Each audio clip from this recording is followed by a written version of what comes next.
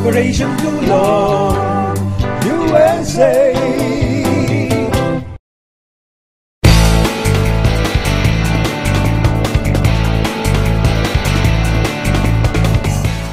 Mga kapilipino, magandang araw, hapon, umaga, oras sa inyo lahat, mga kapilipino at mga ka-OFW.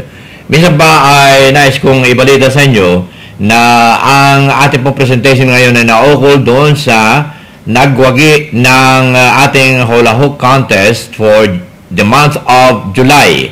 At base sa bilang ng mga likes na amin pong pinag-aralan at binilang, ay nangunguna ang joke ni yung entry ni Chito Villarosa.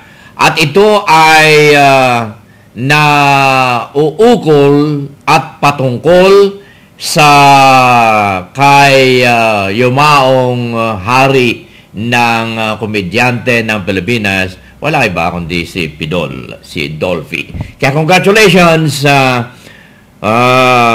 Chito Villarosa, ikaw ang nagwagi sa ating hula hoop contest for the month of July 2002. At tayo magtungo rito sa ating home base, dito sa ating Facebook, dito tayo sa Otusa.tv. Then magtungo tayo sa hula hoop. Tingnan natin ang narito. At ito, mga kapilipino, ang nagwagi. Yan. Isusulat ko rito, ha. Congratulations. Yan. Congratulations, Chito Villarosa, winner of July 2012 hula hoop joke contest. Inuulit ko, congratulations, Chito Villarosa, winner ng